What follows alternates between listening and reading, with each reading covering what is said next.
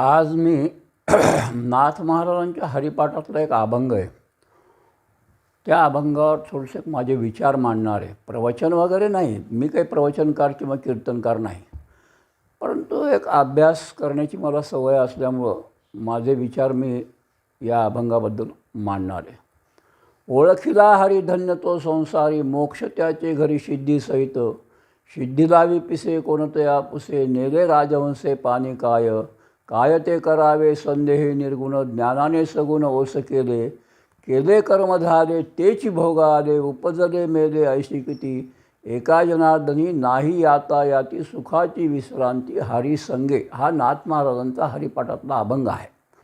आणि या अभंगातलं केले कर्म झाले तेची भोग आले, उपजले मेले ऐशी किती या चरणावर आपण माझे विचार मी मांडण्याचा प्रयत्न करतो. सुरुवात करण्यापूर्वी आपण थोडंसं नामस्मरण करूया. हरे राम राम राम हरे हरे, हरे कृष्ण कृष्ण कृष्ण हरे हरे. हरे राम राम राम हरे हरे, हरे कृष्ण कृष्ण कृष्ण हरे हरे. हरे राम राम राम हरे हरे, हरे कृष्ण कृष्ण कृष्ण हरे हरे. पुंडलिक वरदे विठ्ठल श्री ज्ञानदेव तुकाराम पंढरीनाथ भगवान की जय. माऊली ज्ञानेश्वर महाराज की जय. शांती ब्रह्म एकनाथ महाराज की जय. जगद्गुरु तुकाराम महाराज की जय.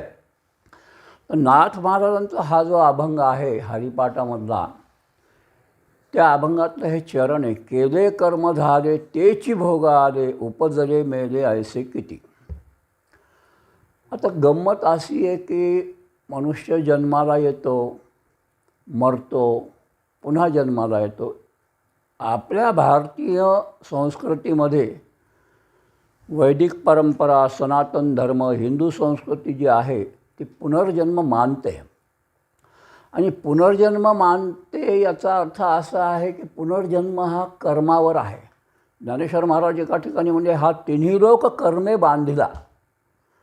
कोणतीही गोष्ट ही कर्माशा घडत नाही. मनुष्याचं प्रारब्ध असं त्याप्रमाणे माणसाला भोगावं लागतं. आता गंमत अशी आहे की मनुष्य मरतो, कर्म करतो, जीवन जगतो, पुन्हा मरतो, पुन्हा भोगतो, पुन्हा कर्म करतो, पुन्हा जन्माला येतो. हे जे रहाटगाडगा आहे हे चालूच आहे. आणि या रहाटगाडगे चालू असल्यामुळं मनुष्य जन्माला फक्त कर्म करण्याचं स्वातंत्र्य मनुष्य जन्माला आहे. बाकीच्या ज्या योनी आहेत त्या भोग योन्या आहेत. मांजर आहे, उंदीर आहे, डुक्कर आहे, बैल आहे, म्हैस आहे, इतर ज्या काही योनी आहेत 84 लक्ष योन्या आहेत. तर गंमत अशी आहे की मनुष्य जन्म मिळायचा म्हणजे पाप आणि पुण्याची समानता जर झाली तर मनुष्य जन्म मिळतो. गीतेमध्ये भगवंतांनी सांगितलेलं आहे की पाप पुण्य समान पाहिजे. पाप जास्त झालं, पुण्य कमी झालं तर आदम योनीमध्ये जन्म मिळतो. पुण्य जास्त झालं, पाप कमी झालं तर उच्च योनीमध्ये जन्म मिळतो. आणि पाप पुण्य समान असेल तर मनुष्य जन्म मिळतो. आणि मनुष्य जन्माला कर्म करण्याचा अधिकार, स्वातंत्र्य भगवंतानं दिलेलं आहे. कर्म स्वातंत्र्य असल्यामुळे भगवान कर्मामध्ये हस्तक्षेप करत नाहीत. आणि या जन्मामध्ये आपल्याला जो मनुष्य जन्म मिळतो हा प्रारब्धानुसार मिळतो. प्रारब्ध, संचित आणि क्रियमान ह्या ज्या 3 संकल्पना आहेत, 3 जे गोष्टी आहेत. संचित म्हणजे कणग्यामधले दाणे, प्रारब्ध म्हणजे जे आपण दळून आणतो, खातो ते दाणे, आणि क्रियमान म्हणजे आपण त्याचं जेवण करतो हे क्रियमान. असं याप्रमाणे संचित म्हणजे साठवलेलं, आणि त्याच्यामधून काही प्रारब्ध आपल्या वाट्याला येतं आणि त्याप्रमाणे आपल्याला ते या जन्मामध्ये भोगावं लागतं, असा सिद्धांत आहे. तर गणना अशी आहे की जन्मोजन्मी आपल्याला हेच करावं लागतं. नामदेव महाराजसुद्धा एका ठिकाणी म्हणले, जन्मोजन्मी आम्ही बहुपुण्य केले, तेव्हा या विठ्ठले कृपा केली. विठ्ठल एकदम भेटले नाही नामदेवरायाला. जन्मोजन्मी अनंत जन्माचं पुण्य ज्या वेळेला उदयाला आलं तेव्हा पांडुरंगाची भेट झाली. तर कर्मसिद्धांत गीतेमध्ये सुद्धा 3 गोष्टीचा विचार आलेला आहे. एक कर्मसिद्धांत आहे, ज्ञान आहे आणि भक्ती आहे. भगवंताने अर्जुनाला कर्मसिद्धांतही सांगितला, ज्ञानही सांगितलं आणि भक्तीही सांगितली. ज्या वेळेला भगवान महाभारताच्या युद्धामध्ये अर्जुनाचं सारथ्य पण करीत होते आणि युद्धाच्या क्षणी अर्जुनानं ज्या वेळेला सांगितलं की भगवंता आता हे माझा रथ तुम्ही दोन्ही सैन्याच्या मध्ये नेऊन ठेवा, आणि मध्ये नेऊन ठेवल्यानंतर काय झालं की अर्जुनाने समोरच्या सैन्याचं ज्या वेळेला निरीक्षण केलं त्यावेळेला त्याला सगळे नातेवाईक दिसले. आपले मामा दिसले, आपले आजोबा दिसले, आपले अजून श्वशूर दिसले, सगळे नातेवाईक भाऊबंद सगळे दिसले. आणि त्यामुळं त्याचा मोह, त्याला विषाद झाला. पहिल्या अध्यायाचं नावच दुसऱ्या अर्जुन विषाद वियोगच नाव आहे त्या गीतेच्या अध्यायाचं. आणि विषाद झाल्यामुळं त्याला वाटलं की आपल्याला यांना सगळ्यांना मारून राज्य उपभोगायचं काय, म्हणजे काय कशाकरता मारायचं, आपले भाऊबंदी सगळे मारायचे, पाप डोक्यावर घ्यायचं आणि राज्य उपभोगायचं, हे कशाकरता करायचं. म्हणून त्याचा धनुष्य गळून पडलं आणि त्याच्यानंतर भगवंतांनी गीतेला सुरुवात केलेली आहे. दुसऱ्या अध्यायामध्ये भगवंतांनी सांख्ययोगाचा विचार सांगितला, पण ते काही याच्या डोक्यावरून गेलं अर्जुनाच्या. नंतर मग कर्मसिद्धांत सांगायला सुरुवात केला. काय आहे कर्म, हे फार गहन विषय आहे. गहनो कर्मणा गती ही गीतेमध्ये सांगितलेलं आहे. किंवा ज्ञानेश्वर महाराजसुद्धा एका ठिकाणी म्हणजे उपजेते नाशे नाशे ते पुनर्पिदिशे हे घटिका यंत्र जैसे परिभ्रमेगा. हे घडलं चालूच आहे. जे उपजलं त्याचा नाश होणारच आहे आणि त्याचा नाश झाला ते पुन्हा जन्माला येणारच. तर गंमत अशी की कर्मसिद्धांत हा एवढा सूक्ष्म सिद्धांत आहे. कर्म प्रधानता कर्मशास्त्र इतकं विक्षिप्त आहे की कर्माशा काहीच नाही. कर्म केलं ते तुम्हाला भोगावंच लागणार आहे. कारण एकही कर्म तुम्हाला भोगल्याशिवाय चुकत नाही. जे कर्म तुम्ही केलं त्याच क्षणी ते कर्म प्रारब्धामध्ये त्याचं रूपांतर होतं. ते कर्म चांगलं असो वाईट असो.